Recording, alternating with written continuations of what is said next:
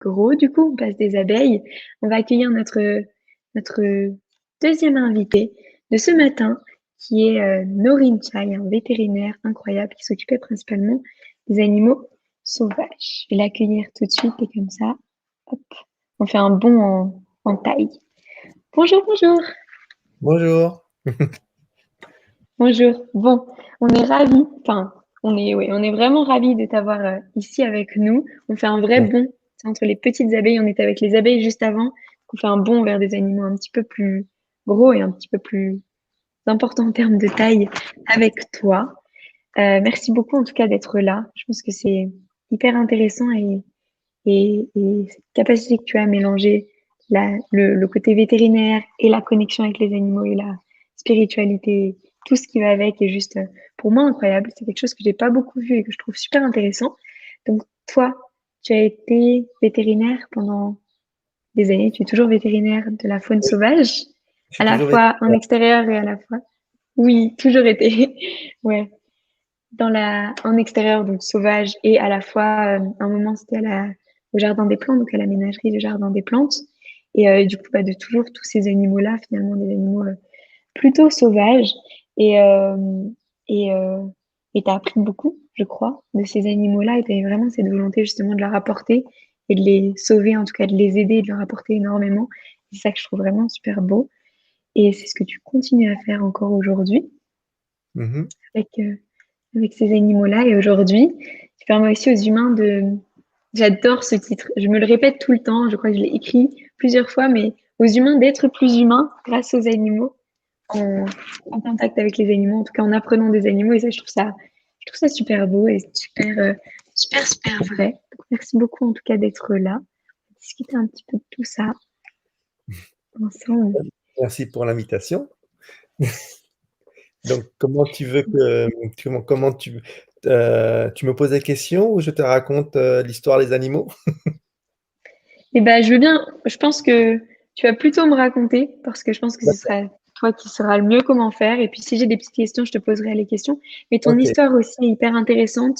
Toute ton histoire, comment t'en es arrivé là, tout ça. Et je te laisse faire et je pense que ce sera le plus riche. Merci beaucoup.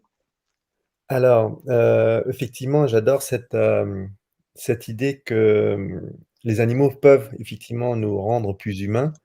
Euh, mais c'est un, à force, tu vois, ça fait 25 ans que je travaille avec les animaux maintenant. Donc, j'ai commencé ma carrière en dirigeant un parc national en Afrique, au Tchad. Et ensuite, Ouais. j'ai travaillé en parc zoologique pendant plus de 23 ans maintenant. Et en parallèle, effectivement, on m'appelait pour soigner des animaux en milieu sauvage, donc soit un peu partout dans le monde en fait. Donc oui, j'ai beaucoup voyagé grâce et avec les animaux. Mais à force maintenant de travailler avec eux et puis de réfléchir à tout ce concept de l'animal, euh, je suis arrivé à un point où effectivement, ce que je trouve dommage maintenant, c'est de scinder justement l'homme et l'animal, parce que l'homme est un animal, ne serait-ce qu'un d'un point de vue biologique. C'est un animal, donc de la branche des primates, anthropoïdes même, pour être plus précis. Euh, et donc, en parallèle, non, oui, ce que les gens ne savent pas, ce que tu sais peut-être pas, c'est qu'en parallèle de mon parcours très académique, donc tu vois, j'ai 2 masters, j'ai deux doctorats, enfin un truc un peu très académique. En Ouais. parallèle, j'ai été un moine bouddhiste. Euh, Ah, et donc, ce syncrétisme entre justement la spiritualité et ma formation très scientifique me permet d'avoir une vision justement très différente. Tu vois, par exemple, quand hmm. j'étais lorsqu'on avait les cours de chimie organique, donc on ne peut plus très scientifique, j'associais toujours ces notions scientifiques avec une certaine portée spirituelle en fait. Donc, tu vois, tu vas voir, tu vas comprendre pourquoi je te parle de tout ça. Lorsqu'on parlait de lésions moléculaires, par exemple, qu'on disait que c'était juste un équilibre énergétique, bah, pour moi, c'était évident que ça ressemblait à des taux vibratoires et d'énergie sur lesquels on pourra Mmh. travailler plus tard. Donc, tu vois, les corps énergétiques, les auras, puis,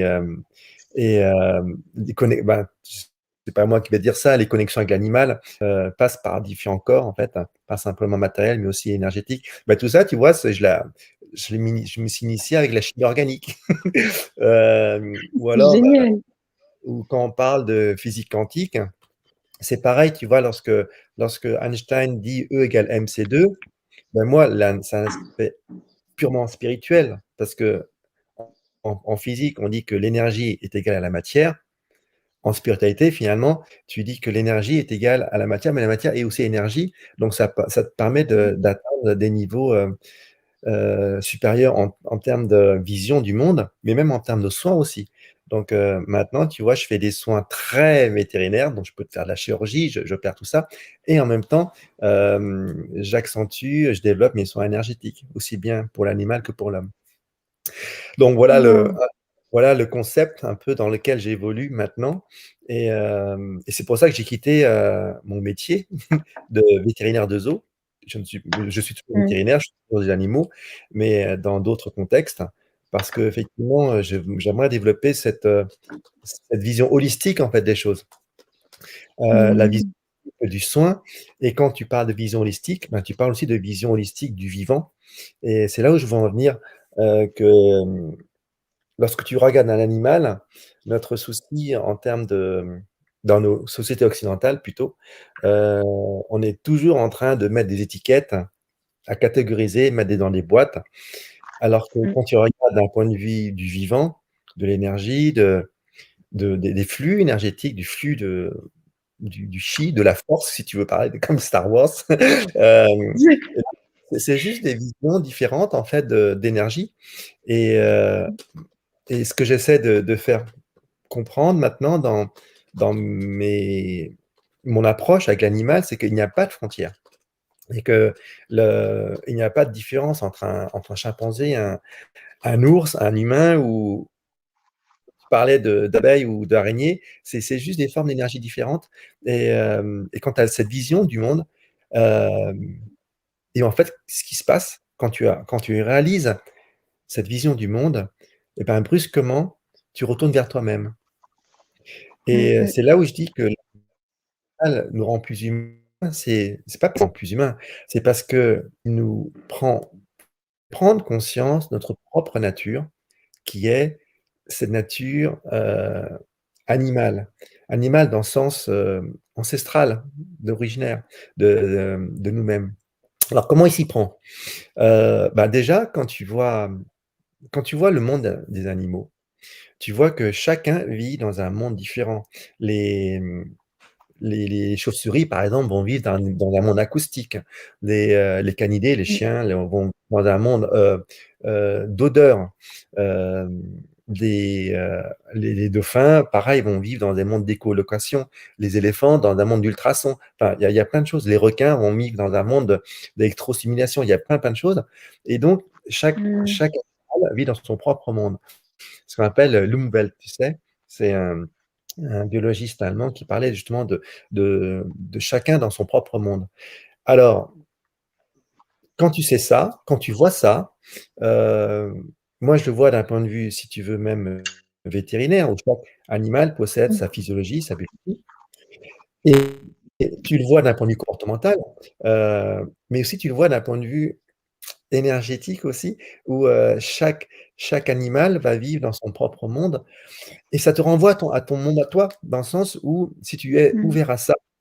Le premier sentiment que tu vas avoir, c'est une certaine d'humilité en disant: «Je suis dans mon monde d'humain qui est essentiellement visuel, mais aussi olfactif», enfin, il y a plein de choses, mais essentiellement visuel au chien ou à la baleine ou à l'éléphant Mmh. et dans ce cas-là, tu te dis que tu ne pourras jamais comprendre intimement le monde animal, puisqu'il est totalement différent et dans ces Mmh. cas-là, tu te dis: «OK, mais si j'arrive pas à comprendre le monde animal, peut-être que j'arriverai pas à comprendre totalement le monde de d'autres humains non plus». Parce que chacun vit dans son propre monde et quand tu as conscience de de cet enfermement, en fait, de sens, de fait, puisque tu es né comme ça, en tant qu'humain, toi, en tant que personne et puis moi, en tant que personne, même si on va Mmh. passer des années ensemble, jamais tu pourras vraiment intimement comprendre mon monde à moi et moi le tien. Mmh. Et ça nous revient à une certaine unité de notre existence dans l'univers ou dans le monde de façon générale, que nous sommes c'est pas du tout péjoratif ni pessimiste, que nous sommes fondamentalement seuls au milieu de tout ça. Mmh. Et Mmh. quand tu as Mmh. conscience de ça, tu as conscience de ta nature et de ton être en tant qu'être vivant. Donc ça, c'est assez hallucinant comme leçon parce que ça te dit: «OK, je suis avant tout vivant». Mmh. Vivant dans mon propre monde. Et quand j'ai conscience d'être vivant, j'ai conscience de mon existence, de ma condition, de ce que je suis, et c'est par là que je vais commencer progressivement à aller vers l'autre et pas l'inverse. Ça veut Mmh. dire quoi? Ça veut dire que je vais commencer d'abord à me comprendre, à essayer de me respecter, à essayer de comprendre mes besoins physiologiques, comportementaux et non pas me caler sur ce que l'extérieur, quand je dis extérieur, c'est les humains, mais aussi tout le reste, hein, extérieur pourrait m'imposer. L'animal ne se fait jamais imposer l'extérieur. Il va s'adapter à l'extérieur, mais il est pas imposé. Chaque animal va réagir, selon les conditions, le contexte dans lequel il va évoluer, d'abord par des réactions émotionnelles et ensuite par son intelligence émotionnelle et acquise, son expérience, que ce soit de chasseur, de stratège ou ce que tu veux. Là, on rentre dans un autre sujet, c'est l'intelligence animale. Mais il va réagir en fonction de son environnement et de façon juste. Donc en fonction de ses capacités physiologiques, comportementales, même sanitaires, hem et il va réagir de façon juste. Il ne va pas être influencé par l'environnement extérieur. Ce qu'il va faire, il va le Mmh. faire de façon juste. Il va en fait, l'image que je donne souvent, c'est que l'animal va agir de l'intérieur vers l'extérieur. C'est-à-dire qu'il va agir d'abord du cœur pour ensuite faire mouvoir tout son corps, tout l'extérieur et ensuite agir vers l'extérieur. À l'inverse, il y a un peu de nous, hein, il faut pas se le cacher, où on Mmh. va d'abord être influencé par l'extérieur et dans le sens, on va prendre les éléments extérieurs, heu, pour se dire que ça nous appartient. Par exemple, les publicités qu'on peut voir, les besoins qu'on nous crée, on va penser que ces besoins-là sont les nôtres, en fait, absolument pas et heu et on va agir en fonction de cela au lieu d'écouter son intérieur, en fait, et son cœur. Donc ça, c'est énorme comme leçon que je vois tous les jours. Quand tu vois un chat, bah, un chat, lui, il va agir selon sa propre volonté. Alors, certains humains vont dire: «Ouais, les chats sont égoïstes», bah, mais non, ils sont plus naturels et par rapport au chien, mais le chien, c'est exactement la même chose. Le chien va agir parce que en fonction de son comportement naturel, de son espèce, puisque un chien est d'abord un animal qui vit en meute, donc il va agir en fonction de la meute.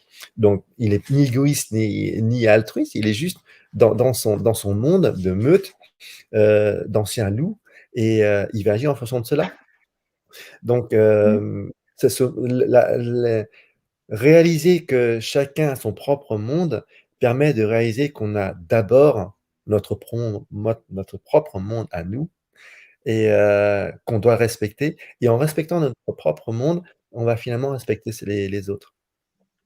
Mmh. Heu, J'adore cette vision, ça me fait penser à une phrase justement je crois que je parlais hier, une phrase du renard. C'est en second temps, c'est seul toi, c'est ce qui est juste pour toi. En fait, c'est ça, c'est qu'on s'adapte tout le temps à l'extérieur, même aux attentes de l'extérieur, à ce que les gens nous disent, à ce que quand on dit c'est ça qui est juste pour toi, c'est ça qui est juste, c'est ça qui est juste. Et du coup, il y a un moment où si on n'est pas recentré à l'intérieur, ou avec les pubs, c'est pareil, on sait plus ce qui est juste pour nous. Et c'est vrai que les animaux, ils ont cette simplicité et ce naturel d'être juste eux, de c'est rester ça, eux. C'est d'être hyper juste inspirant. eux et ça peut, on peut, tu vois, aller plus loin dans cette justesse. L'animal, il est authentique. Il est, Mmh. il est sincère et authentique. Alors, je ne te dis pas que certains animaux peuvent, jouer de subterfuges, hein, bien sûr. J'ai connu, des orang-outans qui étaient, vraiment très malicieux, voire même, un peu Mmh. pervers. La perversité existe chez l'animal. En fait, tout ce qui peut exister chez Ouais, l'homme existe chez l'animal et vice versa. Hem, ouais. donc en revanche, il est authentique dans le sens où il est lui-même. Il va pas chercher à, à être ce qu'il n'est pas et Mmh. et ça, cette authenticité, c'est, des coachs ou en développement personnel te parleront de charisme, mais le Mmh. charisme de l'animal, en fait, il est naturel. Il est, Ouais. il est juste, une réponse par rapport, encore une fois, à son environnement. Il n'a pas besoin de faire plus. Une panthère qui marche dans la savane, tu la vois et tu la vois et tu ressens sa présence. Alors tu vas la trouver belle, comme tu vas trouver beau un éléphant, comme tu vas trouver gracieux une girafe et pourtant ils ne sont qu'eux-mêmes et tu remarqueras un truc, c'est que la beauté, finalement, ce que tu trouves beau, c'est quelque chose qui est finalement naturel, sans artifice. Pourquoi Mmh. on trouve beau un coucher de soleil, ou un ciel après un orage? Parce que c'est authentique. C'est de la c'est une pureté, en fait, une certaine vérité qui n'a pas de filtre ou pas d'attache, en fait, avec un paraître, mais qui est juste, qui est juste et hem et et cette leçon, en fait, des animaux et de la nature de façon générale, nous apprennent d'abord à être avant de faire. C'est-à-dire Mmh. Ouais. qu'on est toujours dans le faire, et on se définit, nous, par ce que nous faisons. Lorsque tu rencontres quelqu'un, tu dis: «Ah salut», tu te présentes, tu dis: «Oui, moi je suis véto, je suis architecte». En fait, j'ai presque envie de dire: «Genre je m'en fous». Genre ça va qui tu es. Hem, une question que je pose maintenant, c'est pas qu'est-ce que tu fais? À la limite, je m'en fous de ce qu'il fait. Mais déjà, qui tu es et est-ce que tu es heureux dans ta vie? Ça, c'est une question que je pose souvent. Heu et alors les gens sont déstabilisés, mais Bonne alors moi je question. suis, alors si, je travaille dans telle boîte et tout, mais non, c'est pas ce que je te demande, mais qui tu es? Oui, comment ça, qui je suis? Et les gens, ça peut paraître con parce qu'ils vont se référer justement à ce qu'ils font. Si tu pouvais parler à un chat ou à un chien ou tu leur demandes qui tu es, mais ben: «Je suis moi». Voilà, je suis C'est moi. clair, ouais. Ouais. Ils disent pas, «Moi je suis le chat, j'ai fait, tel ou tel, j'ai parcouru tel ou tel territoire, je mange tel ou tel, pâté ou croquette». Non, tu demandes à un chat qui il est, il dit: «Je suis moi». N'est-ce pas? Mmh. Tellement. Bah oui, c'est clair. Et ben, tiré de ça, la prochaine fois que tu demandes quand tu vas en contact des autres, en fait, heu, c'est un vrai contact que l'animal te propose, en fait, que t'enseigne.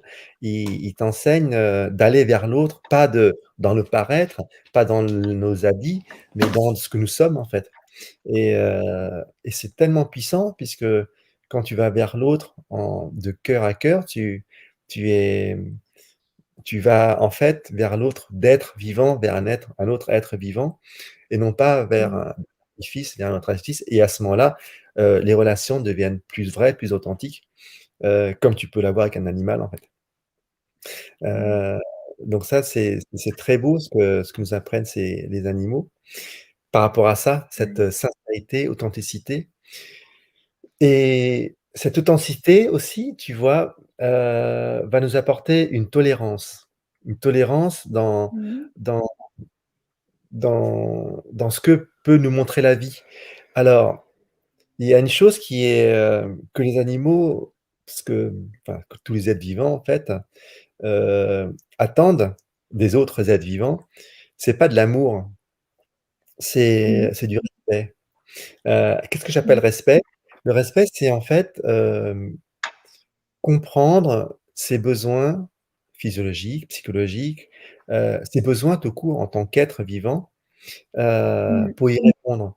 Tu vois, quand tu as des propriétaires de chiens, de chats qui se disent aimer leurs animaux et et qui les traitent comme ils aimeraient que leurs animaux soient, c'est c'est c'est Ouais, c'est pas c'est pas de l'amour, ça c'est sûr, mais c'est encore moins du respect, ouais, ça affronte même, de la maltraitance en fait, hein.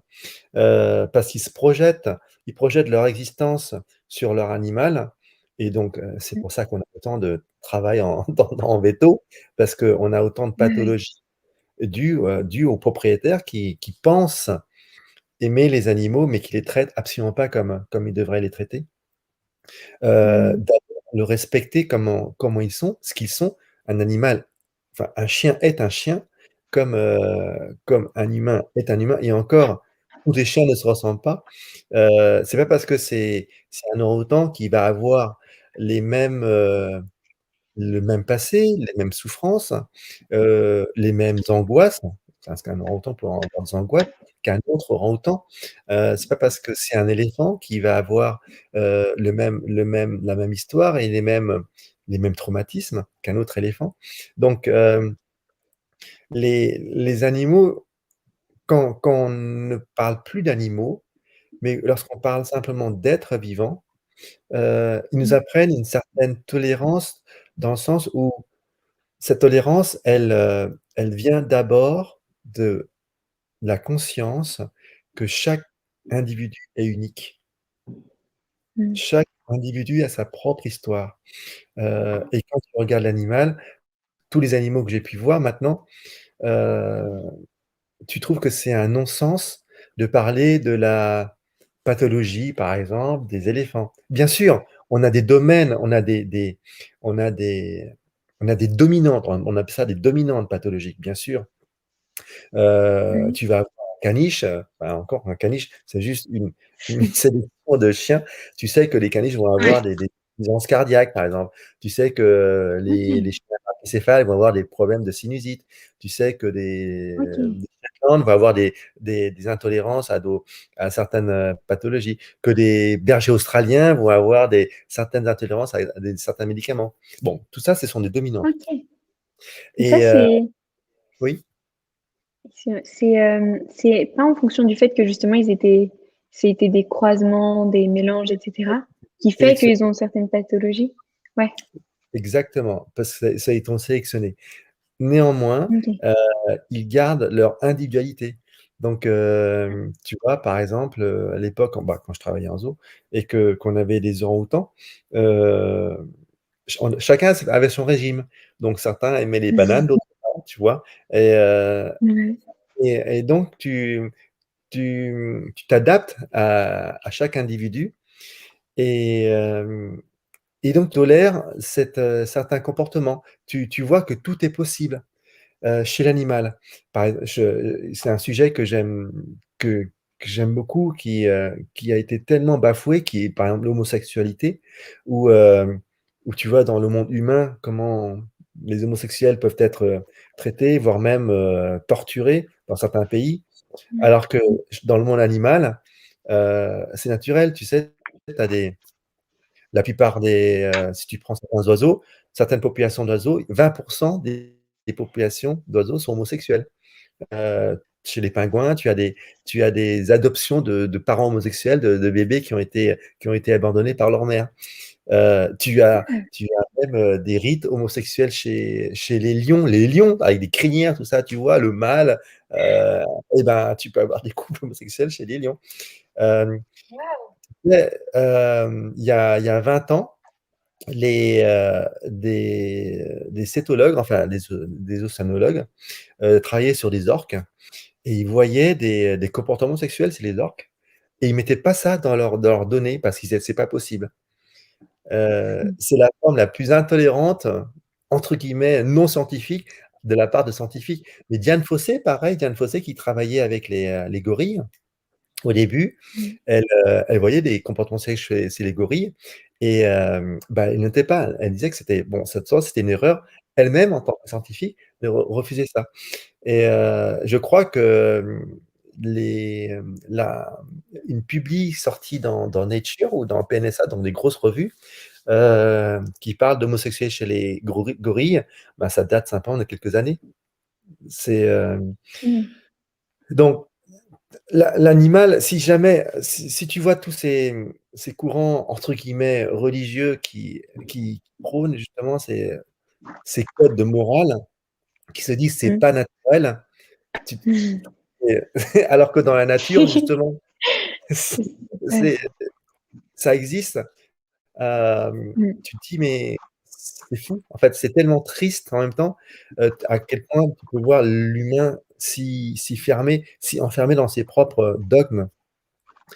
Mmh. Et et là, du coup, j'enchaîne sur justement sur ce dogme, sur ce monde des idées. L'animal, lui, il vit dans le réel. Il vit dans dans la vie tout court. Heu, alors que l'humain, tu vois, malheureusement, il est rentré dans le monde des idées, dans le sens Mmh. où les mots les mots sont plus importants que ce qu'ils signifient. Le signifiant est devenu plus important que le signifié. Et un mot qui n'est juste, qu'un mot d'abord, et qui en Mmh. plus, heu, une vision très limitée de la réalité, pour l'humain, c'est devenu, une vérité. Et c'est pour ça que, ben, tu as des guerres de religion, tu as des gens qui sont Mmh. emprisonnés dans des doctrines, dans des courants de, sectaires, ou parce ils sont enfermés dans des mots. Et quand tu regardes l'animal qui lui n'a pas de mots, lui, Mmh. il a des langages, hein, il a des mots bien sûr, il a ses propres mots, mais ces mots s'adaptent avec l'environnement. Il a des mots, il y a des langages, hein, tu sais? Certains animaux ont même des Ouais. phrases. Heu, si tu vois, par exemple, des coyotes, les coyotes parlent Mmh. avec des phrases, ils ont un verbe, un sujet et un complément. Ah oui? Heu et bon, bien sûr, les canaris, ils ont leur chant possède, des syntaxes très, très complexes. Bon, tout ça pour dire qu'ils ont un langage, et ce langage, il varie en fonction de son état, en fonction, mais la l'information qu'il donne, le receveur, lui, il va pas prendre ça pour une vérité gravée sur le marbre. Il va prendre ça pour une information dans un contexte donné, et ce contexte peut varier, l'information va varier aussi. L'homme, lui, ben, Waouh! tu vois, il reste dans ses idées, dans ses dogmes, et il est complètement figé, alors que l'animal, lui, nous ouvre il nous ouvre une ouverture. Il nous ouvre une vision plus large, en fait, du vivant, tout simplement.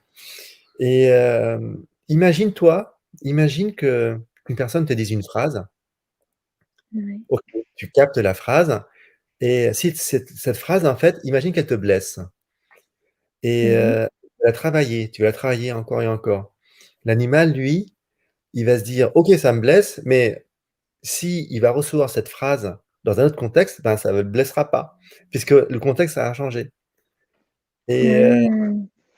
et que nous, si on était dans un état où, OK, il a dit cette phrase, ça m'a blessé. OK, j'ai reçu cette émotion par rapport à cette phrase. Le lendemain, si je reprends cette même phrase, je dis: «Bah, ça a changé, j'ai changé, il a changé, et cette phrase n'a plus de sens».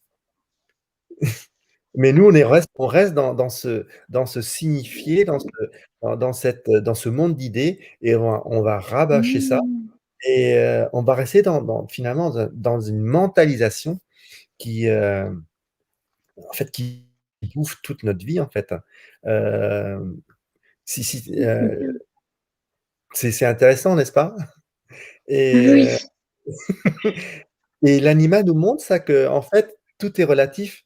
Ils l'ont dit bien avant Einstein, hein. Mmh. Tout est relatif, Bah oui. heu et que tout est relatif par rapport à ce que je t'ai dit au tout début, chacun a son monde, mais tout Mmh. est relatif d'un point de vue temporel aussi. puisque comme tout est en mouvance, chaque Mmh. réalité, heu, n'existe que par rapport à un contexte donné. Donc quelque chose qui, pourrait effrayer un animal dans un contexte donné, dans un autre contexte ne va pas l'effrayer. Nous, la même chose va nous Ouais. effrayer tout le temps. La même chose va nous C'est détruire vrai.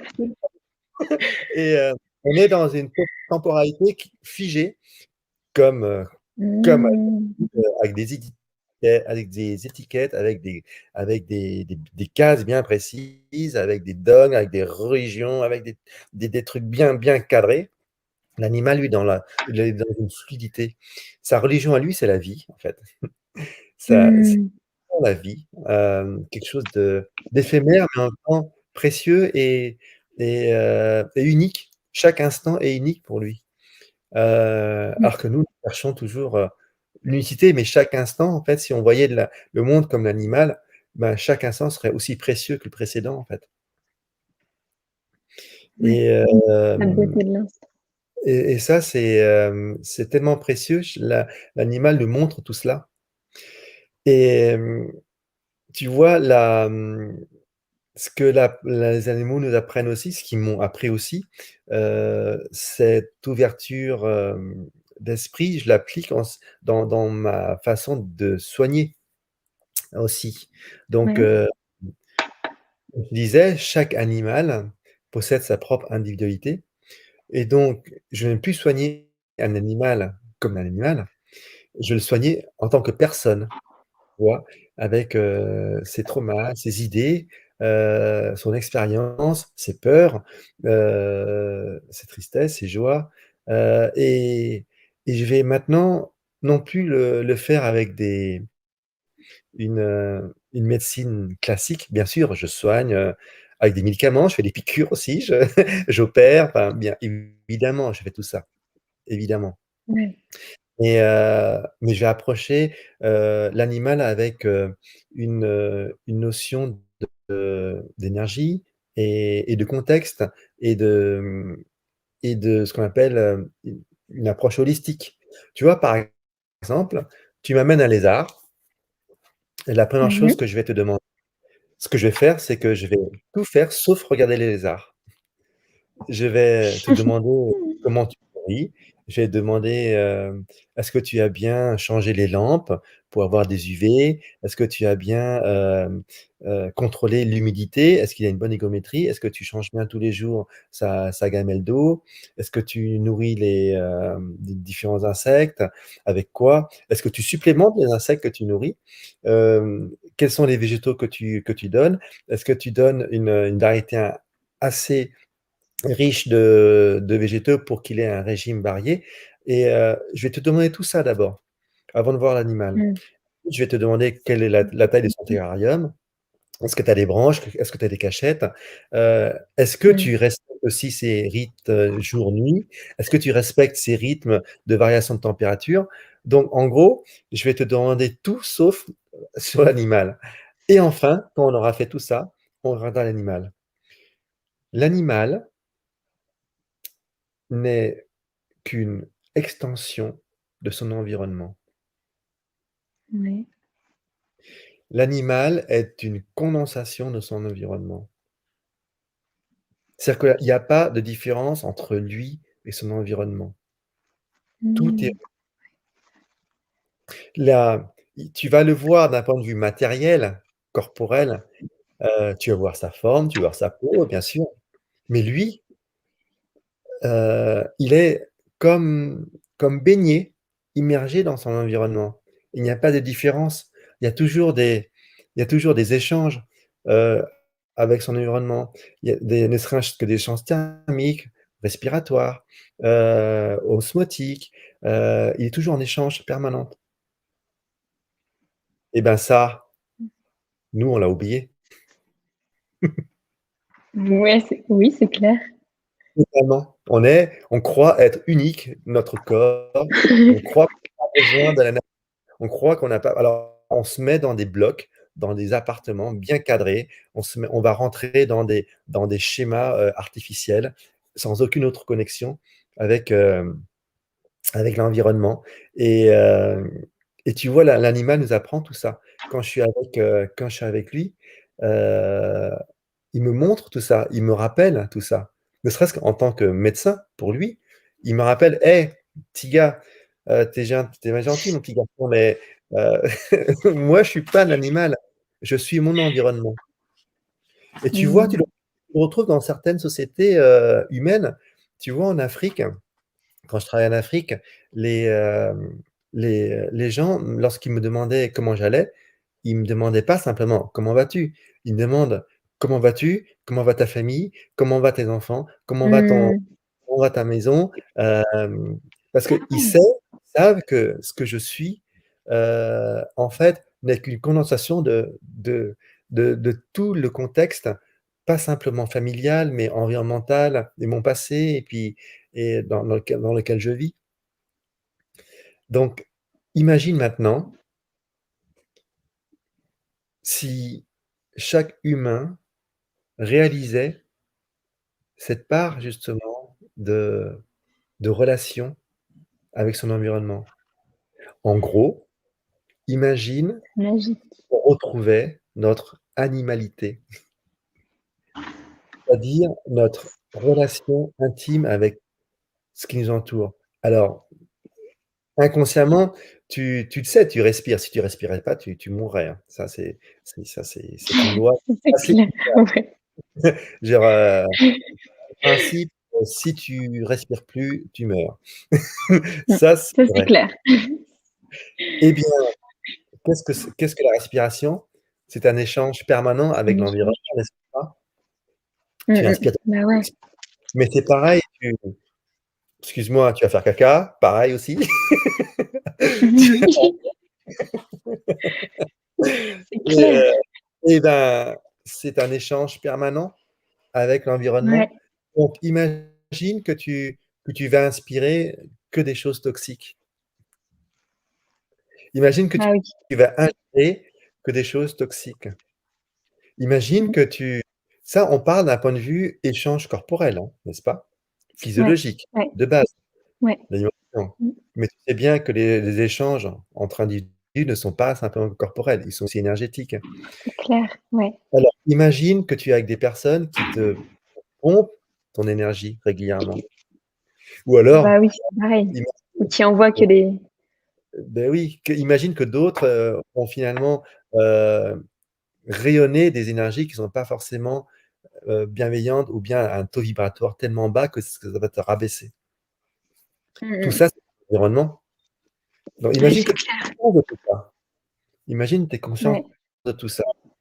Eh bien, imagine comment ton individu, toi, en tant que personne, ou moi en tant que personne, ou chaque humain en tant que personne, pas personne, en tant qu'élément de son environnement, pourrait réagir, ne serait-ce que par rapport à sa santé physique, mais aussi mentale. Et puis allons plus loin, imaginons, qu'elle puisse avoir vraiment conscience de tout ce qui pourrait la toucher. Et ben, elle aurait tous les outils pour trouver ce qu'on appelle ce graal que tout le monde cherche, qui est le bonheur. Mais le bonheur, tout simplement, Ouais. ce n'est ni plus ni moins que vivre en relation harmonieuse avec notre environnement, finalement. Et Mmh. c'est ce que fait l'animal. L'animal est en bonne santé lorsqu'il est en harmonie avec son environnement. Et s'il est malade, c'est qu'il y a un défaut d'environnement.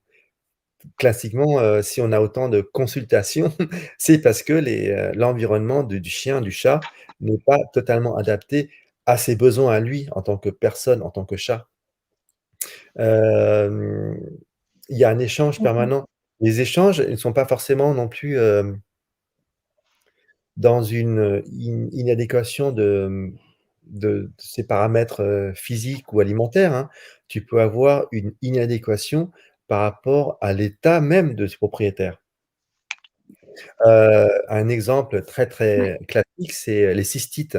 Les cystites, c'est le chat qui arrive et qui, le propriétaire nous dit: «Ben, mon chat n'arrête pas de faire pipi, il fait un coup et après il refait un autre coup». Ça, c'est le grand classique.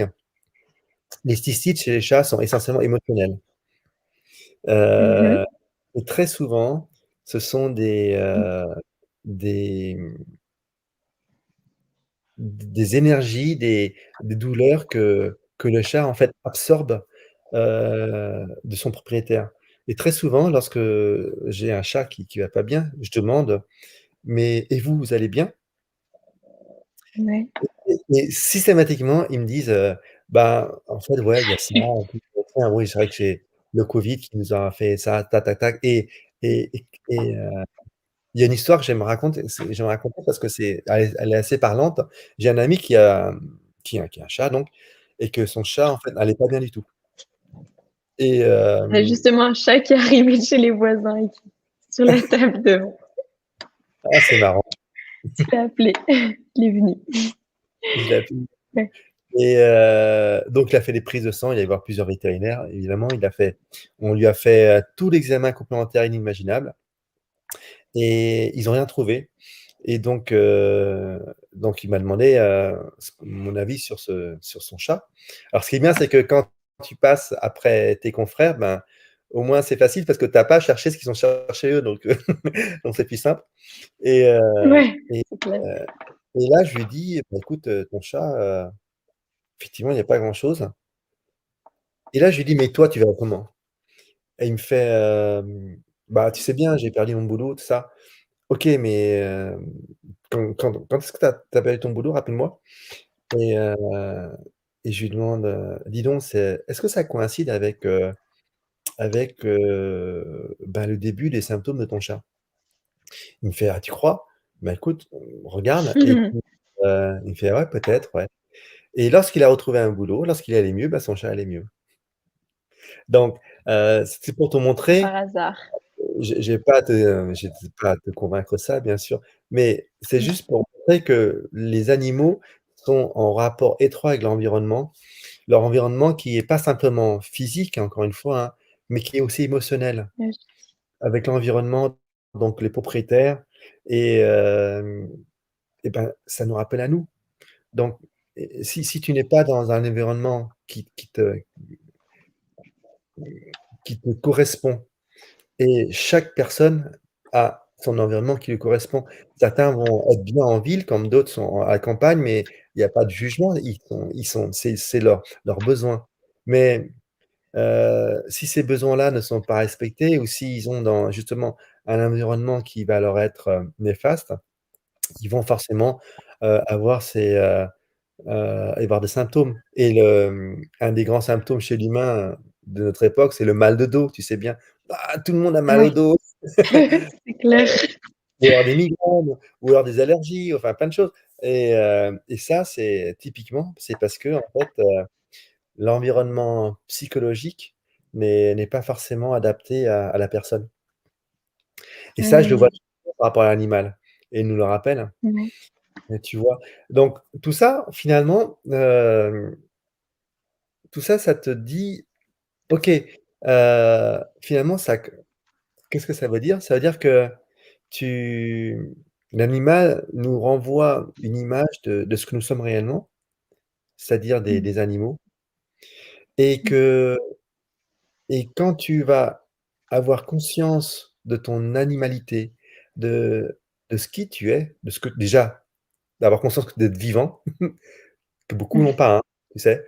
Ouais, c'est clair. Beaucoup vivent en pilote automatique, comme des zombies, heu, Mmh. parce que même comme des moutons, mais en plus, c'est pas bien de dire ça parce que les moutons sont intelligents, donc c'est presque les insulter. C'est ça, Plutôt c'est zombies, ça. quoi. Là, on n'insulte personne, des zombies. Donc ils C'est sont ça, c'est parfait. pilote automatique, vraiment, hein. Tu te dis: «Mais c'est» des fois, ça fait vraiment très peur. C'est assez flippant d'ailleurs Oui, ça fait et très peur, oui. peur, Parfois, je hein, suis d'accord. la masse de personnes qui bougent comme ça, de façon homogène, selon les indicateurs des différents dirigeants ou des pubs, c'est très flippant, des vrais zombies Mmh mh. et ben, si on tu avais Mmh. conscience que tu n'es pas ça, que tu es déjà vivant, tu es vivant, Mmh. que tu es née vivante avec un process biologique en rapport avec ton environnement. Tu retrouves donc cette animalité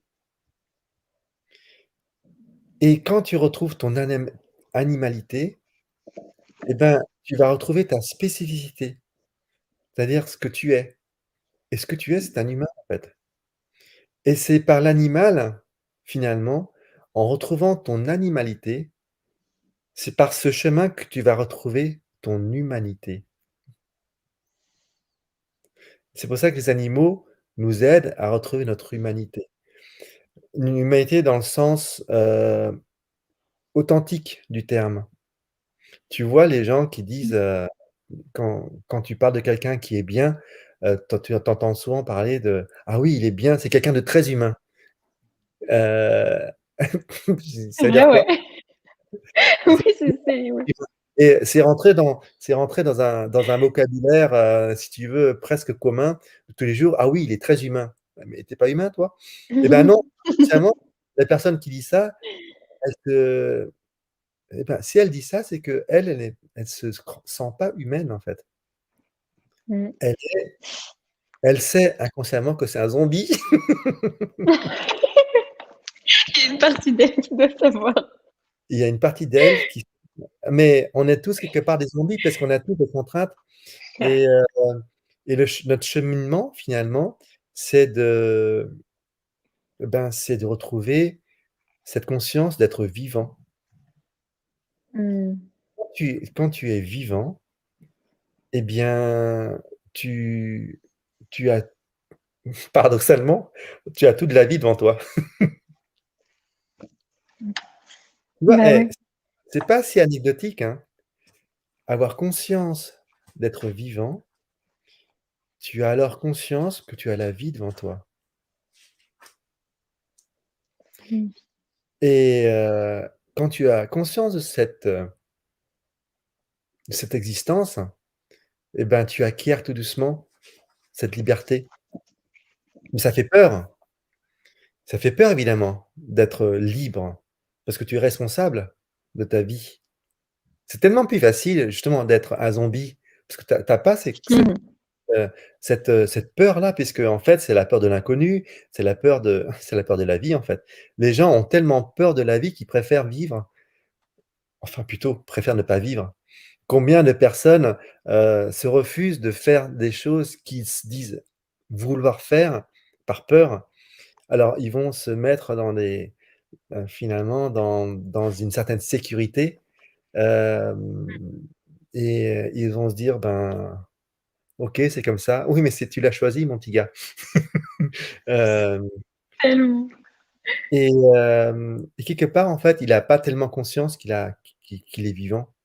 Parce que lorsqu'on a conscience d'être vivant, encore une fois, je te le répète, on a on a la vie devant nous et on sait que chaque instant est unique et qui parle de choses uniques, parle de choses précieuses, en fait. Les instants deviennent précieux parce qu'on a conscience qu'ils sont uniques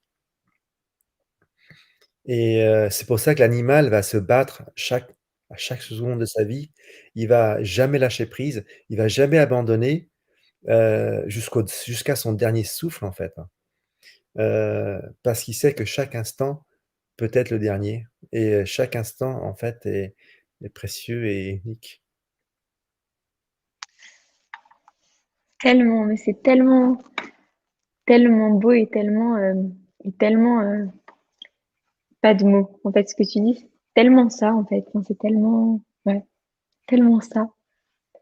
Ça représente tellement ce qu'on ressent quand on voit les animaux et ça représente tellement ce qu'on est, mais que parfois l'humain ne sait pas qu'il est. Tu vois? Justement, vivant et humain et, et, et unique aussi. Parce que c'est vrai que même le côté unique, le fait de savoir qu'on est chacun dans notre monde, bah, ça remet sur une sorte de d'humilité aussi, où on est tous chacun dans notre monde, mais du coup, il n'y a pas un monde qui est mieux qu'un autre monde, qui serait mieux qu'un Exactement, autre monde, comme on a tendance à faire entre les humains, les animaux, et tel animal, tel animal, tel animal, avec nos petits classements de à deux top et en bas. Et en fait, ça remet, bah non, on est juste chacun dans notre monde, chacun unique. Et voilà, et c'est tous ça. comme ça. Et ça, c'est super beau et c'est magnifique, je trouve, ce lien. tu fais entre, bah, justement, ce lien entre les humains, les animaux, la spiritualité, la, la connexion à soi, du coup, la connexion aux autres et à l'environnement qui est c'est vrai que c'est une connexion directe. On parle beaucoup de relations toxiques, de choisir son environnement, de choisir les gens autour, de voir qui est-ce qui est finalement bénéfique pour toi et ton énergie et qui est-ce qui va plutôt te plomber et te tirer vers le bas. Mais c'est vrai que ça a un impact direct sur le bien-être de chacun. Et les animaux, c'est Et nous le tellement montre. des reflets de ça. Mm, tellement. Et du coup, ça me dit une question par rapport justement aux animaux sauvages par rapport à ça. Parce que du coup, les animaux sauvages, euh, souvent leur environnement, il va être du coup beaucoup plus adapté à eux.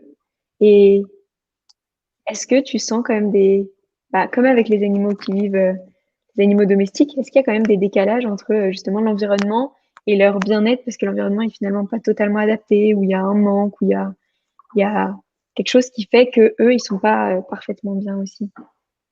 En fait, ça dépend à quel niveau tu te places. Si tu te Mhm. places au niveau Ok. terrestre, corporel, Ouais. classique, physiologique, biologique, ça dépend, tu vois, l'animal sauvage, il n'est pas forcément bien quand il est dans le milieu sauvage. Il est toujours sollicité par le stress, la peur de se faire bouffer, tout simplement, la peur de chercher à manger. Donc, il est en état de stress quasi permanent, hein, tu sais. Un Ouais. animal sauvage dans le monde sauvage parfois qu'on glorifie, qu'on sublime, en fait, il est violent. Il est, euh, il est, euh, il est extrêmement violent et en même temps, il est beau parce qu'il peut être altruiste comme il peut être extrêmement justement agressif et donc c'est la nature. Euh, donc si tu rentres dans ce domaine, juste à ce niveau-là, eh bien tu te dis finalement les animaux domestiques ou même en captivité, ils sont cool parce qu'ils ont tout ce qu'il Mhm. leur faut Ils et sont ils sont bien. tranquilles. D'ailleurs, Ouais. la preuve, ils vivent plus longtemps que ceux qui sont en milieu sauvage, hein. Euh, donc ça, c'est un point, tu vois, assez basique. Euh, si le lion, il a à manger, s'il est bien dans un écosystème qui est équilibré, il y a des proies suffisantes, bah, il est bien. Il va se faire taper par son successeur qui voudra reprendre la tête du harem, et puis voilà. Euh, Sinon, il est bien. À un temps T, il va être bien. Maintenant, si tu vas dans un Mhm. autre niveau, au niveau énergétique, au niveau spirituel, là, c'est différent. Quand tu as des animaux sauvages dans l'environnement, ils ne seront pas sous le joug d'artifices, notamment de l'humain. Alors, à ce moment-là, leur expansion énergétique, spirituelle, est sans limite. Donc, un éléphant dans une savane, son corps énergétique, il va rayonner toute la savane. Mhm. Alors que le chien domestique, ou pas les chats, sont différents. Bah, tu vois bien, quand tu communiques avec un chien ou un chat, c'est totalement différent. Le chat, il est vraiment beaucoup plus spirituel que le chien. Parce qu'en fait, il va être dans une dimension humaine. Et les humains sont, par notre justement conditionnement, on bloque nos énergies et nos corps énergétiques. Les spirituels, on est bloqué, enfin, on se bloque. Beaucoup, beaucoup, beaucoup sont bloqués. Un zombie n'a pas forcément il va pas forcément atteindre le 8e ou 9e chakra, hein, tu vois, il va rester même peut-être mon premier chakra. Ouais, c'est clair. Et alors que je le vois, tu sais, par exemple, je te dis, j'ai travaillé 23 ans en zoo, que je regrette Mhm. pas, bien sûr, hein, j'ai travaillé et je regarde, il y a de très très belles choses qui sont faites par zoologiques, ça c'est un autre sujet, comme des mauvaises choses. Genre, je suis pas pro zoo ni anti zoo, je suis juste vétérinaire de mon propre zoo. Le reste, Mhm. les zoos ne sont qu'à D'accord. l'image de ceux qui y travaillent. Et donc, tu vois, j'avais des panthères, pareil, ma panthère de Chine, eh ben, je sais qu'elle était bien, elle était heureuse, elle était tranquille, elle avait tout ce qu'elle avait. Mhm. Mais au niveau spirituel, c'était différent. il y a un blocage, tu vois?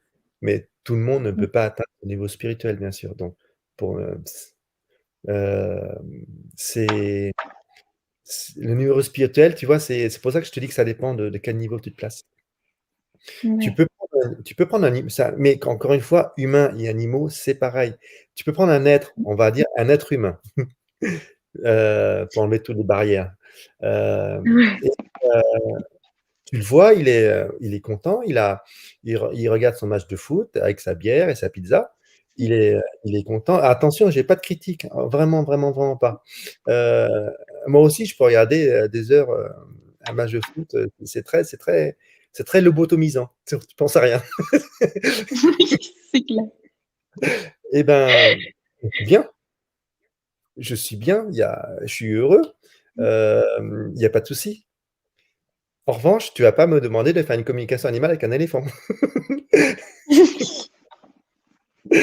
C'est clair. Et c'est ni bien ni mal. C'est un fait, il y a pas de jugement de valeur. C'est ni bien ni mal, c'est comme ça. C'est un fait. Il y a pas de jugement de valeur chez l'animal. Dans le monde, de façon Mmh. générale, la gazelle qui se fait se faire bouffer par un lion, c'est ni bien ni mal, c'est comme ça.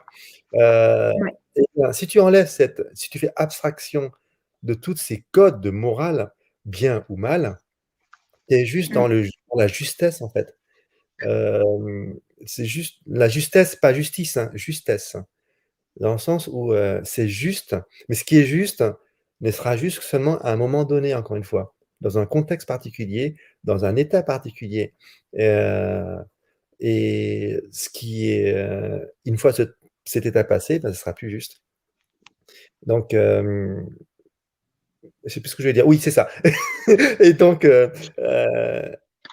combien ou pas, ça dépend de ton niveau. Mmh, c'est vrai. Que, il a accès à un autre niveau spirituel?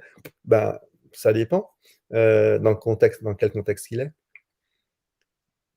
Et c'est ça la Mmh. différence entre l'animal sauvage et un animal domestique ou en captivité. Les 2 peuvent être très bien physiologiquement, biologiquement. D'ailleurs même, ceux qui sont en captivité sont parfois même mieux que ceux qui sont en animaux en milieu sauvage. En revanche, au niveau spirituel, c'est autre chose. Mmh.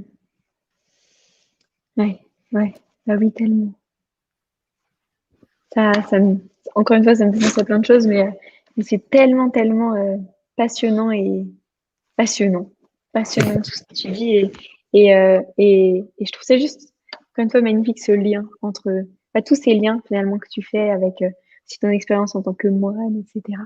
D'ailleurs, c'est une question qui m'est venue juste tout à l'heure. Tu as été moine avant du coup de faire les études de vétérinaire?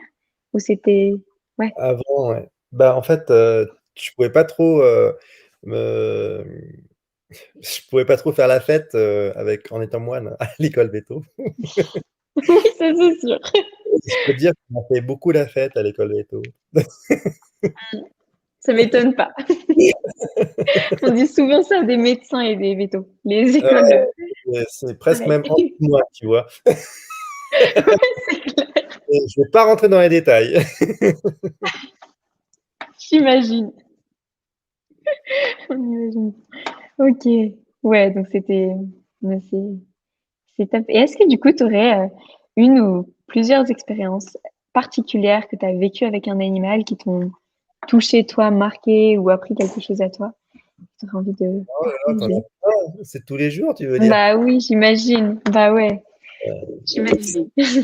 Hem, Celle si j'en ai de une spirituelle, c'était, j'étais parti au Cambodge pour faire des prises de sang sur des éléphants, pour faire des mmh, tests de recherche de tuberculose. Et d'accord. donc là, on arrive au camp, heu, au centre où il y avait des éléphants et là, je l'ai pas écouté. J'ai été très présomptueux, parce qu'il y avait des caméras aussi derrière et je voulais faire vite ma prise de sang et j'ai pas écouté donc et pourtant, c'était pas si long que ça, hein, donc tu vois? On peut être présomptueux à n'importe quel âge et à n'importe quel stade, hein. Mmh. Et j'avais pas écouté et donc j'ai fait la prise de sang et lui, il a vu que j'avais pas écouté, il m'a donné un coup de pied. Un coup de pied d'éléphant, c'est un coup de pied d'éléphant C'est pas un coup de pied d'humain, hein, c'est un coup d'éléphant. Donc C'est ça génial. ça m'a pas dingué et mais il a pas fait une façon il a fait juste un petit tuc, mais un petit tuc d'éléphant, ça emmène loin et là, je me dis: «OK», je me suis repris et je me suis excusé et je l'ai j'ai fait une approche différente, comme il se doit, avec plus de respect, de, de calme et de respect et Mmh. j'ai soigné son abcès, il avait un abcès, donc j'ai pu le soigner aussi et après, c'était très beau, c'était vraiment très émouvant. Il est venu vers moi et puis, il m'a mis sa tête, en fait, sur ma main et il m'a dit: «Merci» Mmh, c'est magnifique. et là, donc j'étais en larmes évidemment et Mmh. il y avait des caméras de télé. Eux, ils étaient tout contents parce que: «Ouais, il y a de l'émotion!» mais je vous en fiche de mon pauvre. Oui, tu m'étonnes. Dégagez, allez, va voir ailleurs si j'y suis.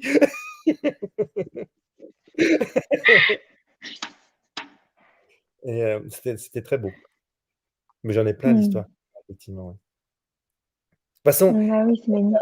et quand tu as une vraie relation avec l'animal, pas simplement une relation d'humain, connoté humain avec un être connoté animal, hein. Quand tu as une relation d'être vivant à un autre Mmh. être vivant, et ben là, ça devient plus authentique. C'est toujours authentique, en fait, puisque tu parles de cœur à cœur, qu'il soit animal, végétal, un arbre ou un autre être humain, en fait. Quand tu fais abstraction de toutes les étiquettes que les autres humains t'ont posées, et ben, tu es juste, c'est toujours authentique puisque c'est qu'avec le cœur. C'est oui, tellement je trouve ça enfin, magnifique, incroyable. Je sais pas trop quel mot mettre, tu sais, tellement je trouve ça hyper beau, hyper touchant. Et puis bah, avec cet l'éléphant-là, le fait que toi, tu écouté aussi son message qui disait que du coup, bah, il y a eu ce bel échange entre les deux. Et, et ça ramène vraiment à cette écoute de eux aussi. Tu Ouais. vois, parce que très souvent, même les animaux qui vivent avec nous, on n'écoute pas leur message. Moi, je vois souvent, tu sais, quelqu'un qui est avec son animal en train de le caresser, ils sont bien ensemble, et d'un coup, Oui, hop, on prend son téléphone et on part sur le téléphone. Et là, l'animal, il réagit, donc il réagit d'une manière ou d'une autre. Mais en fait, on va même pas voir sa réaction parce qu'on est parti dans notre exa téléphone ou au téléphone avec quelqu'un ou en train de discuter avec quelqu'un. Et juste le fait de se dire, en fait, je regarde, j'observe, j'écoute, et là, on se dit, ah bah oui, là, il y a un truc qui l'a perturbé et il y a un truc qui va pas. tu vois, C'est par exemple, c'est quand génial. tu es avec quelqu'un, tu parles avec une copine, tu as ton Mm. téléphone qui sonne justement, tu dis: «Attends, excuse-moi, je te prends le téléphone». Tu as déjà vu un propriétaire dire: «Excuse-moi, je vais pren» à un chien: «Excuse-moi, je vais prendre mon téléphone»? Tout à fait. Mm, mm. Jamais. Jamais. Non. C'est et Moi, on et on le voit bien. Moi, j'aime. je dis ça à mes peluches, moi, tu vois, quand je lui tape. «Excuse-moi, Ah, je tes bouscule». peluches? Moi, quand je Oui, bouscule ça un marche aussi. quand je bouscule, quel que soit, des fois en consultation ou autre, quand je bouscule un animal, mais je lui dis: «Pardon, vraiment?» enfin, je c'est comme une personne.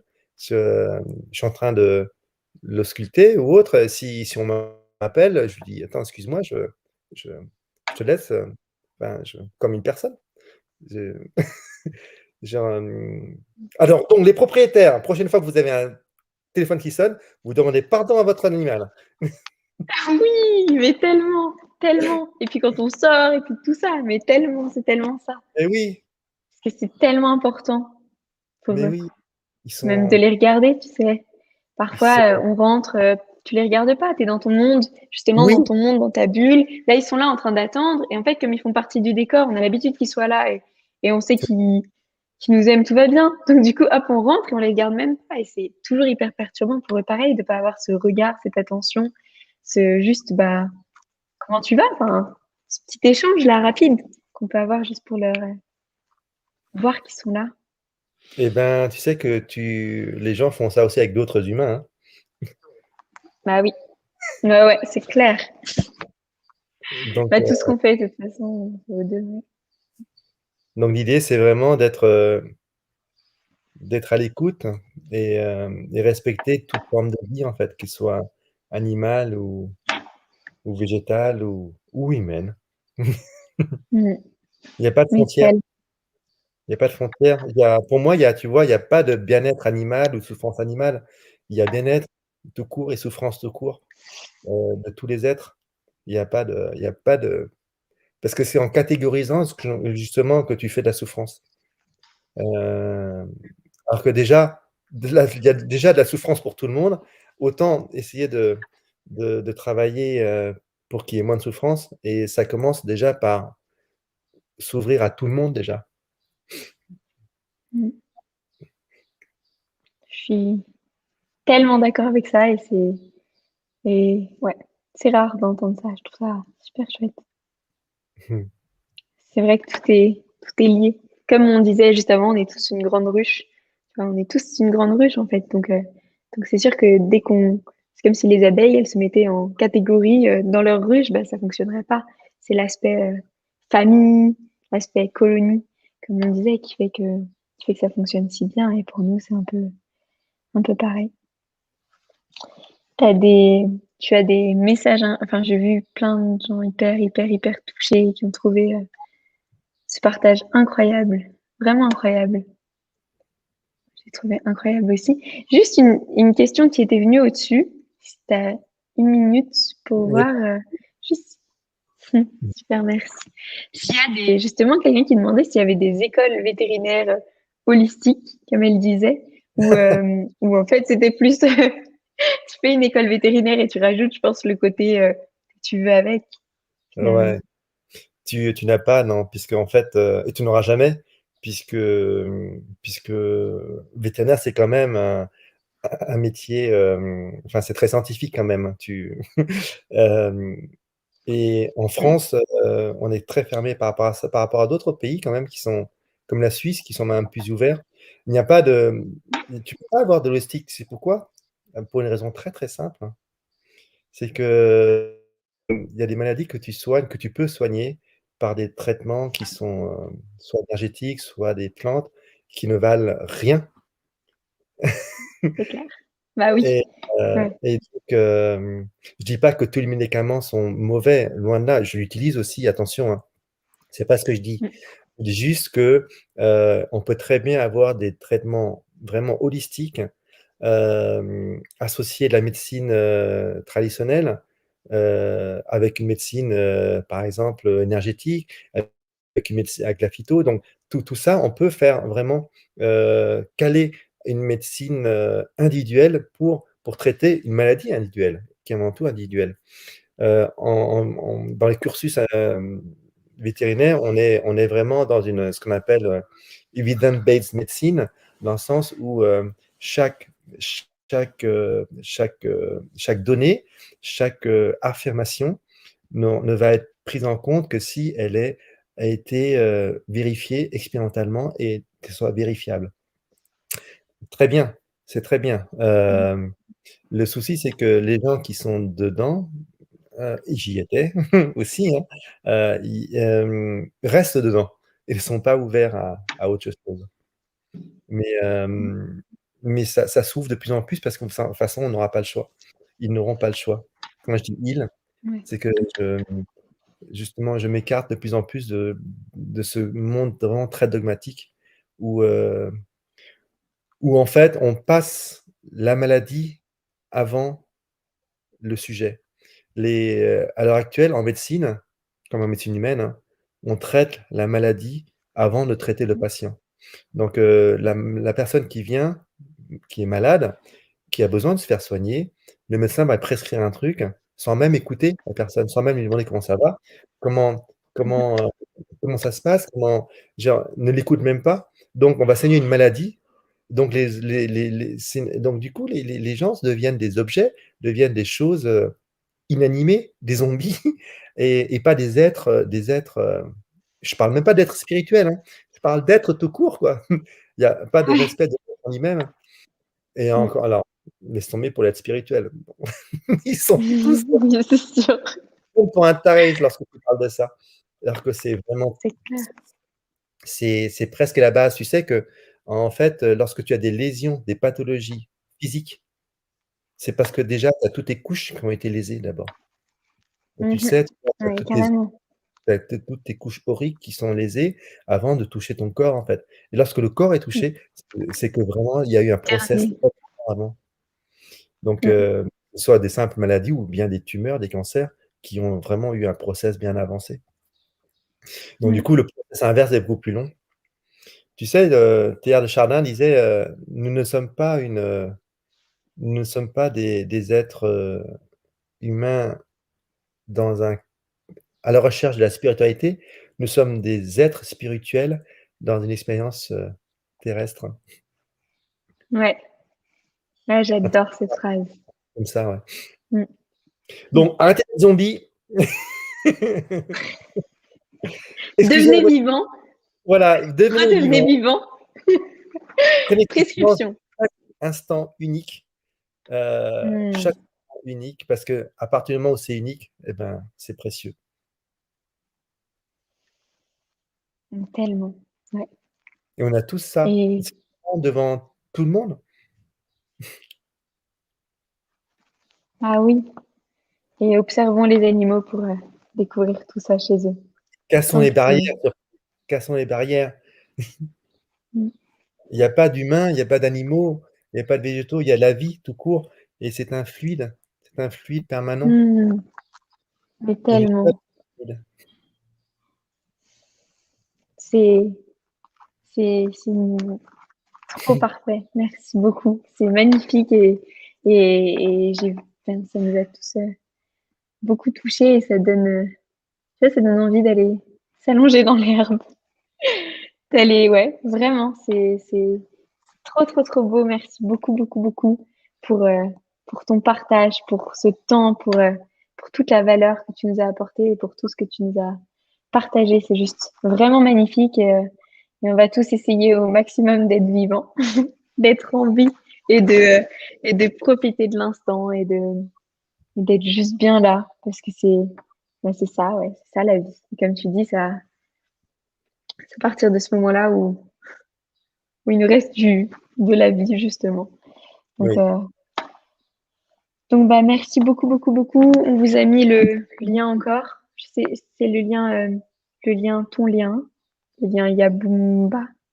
oui, On a mis le lien parce que plusieurs on demandait un peu les livres et je crois que tes livres sont aussi sur ce lien-là dans tes publications.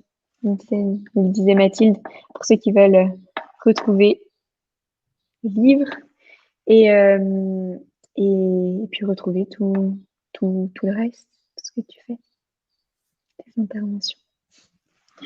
Merci beaucoup, beaucoup, beaucoup, beaucoup. Je crois que je vais réécouter. Enfin, je suis sûre d'ailleurs. Je vais réécouter.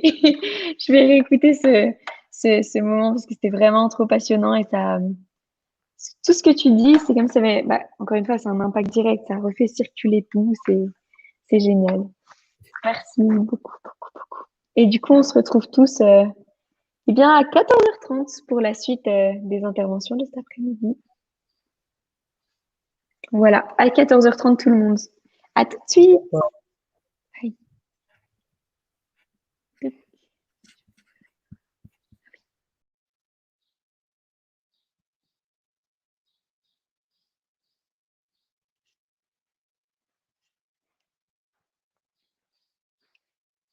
Ah, je croyais que j'avais éteint. Bon, j'espère que ça vous a plu, du coup, cette intervention-là. Et je suis sûre que ça vous a plu parce que c'était incroyable, vraiment incroyable. On n'a que des gens magiques. Je suis en train de me dire, mais c'est fou ce qui se passe. À l'intérieur de moi, c'est comme ça. Mais c'est pas grave, c'était nécessaire. Toutes les personnes qui veulent partager ce truc-là, on vous donnera le lien YouTube. Les filles, si vous pouvez mettre le lien YouTube quelque part dans les commentaires pour que vous puissiez partager le lien, puisque sur YouTube, il est partageable. On ne peut pas partager les liens d'un groupe Facebook privé, mais d'un lien YouTube, c'est tout à fait possible. Merci à tous d'avoir été là. Je vous laisse retrouver le lien ou partager directement le lien du live sur YouTube. Comme ça, vous serez hop, tranquille et ce sera fait et vous pouvez le partager autant que vous voulez parce que ça mérite d'être partagé, comme vous dites, à travers l'intégralité de tout. Je viens de vous l'envoyer à tout le monde. Normalement, vous l'avez et sur Facebook et sur ah non, je peux l'envoyer que sur YouTube. Donc, je vous laisse le retrouver pour Facebook. On se retrouve du coup à 14h30 pour la suite de ces interventions juste magiques. Et voilà. Merci beaucoup, beaucoup, beaucoup, beaucoup. Et à tout bientôt. À très vite. À tout à l'heure.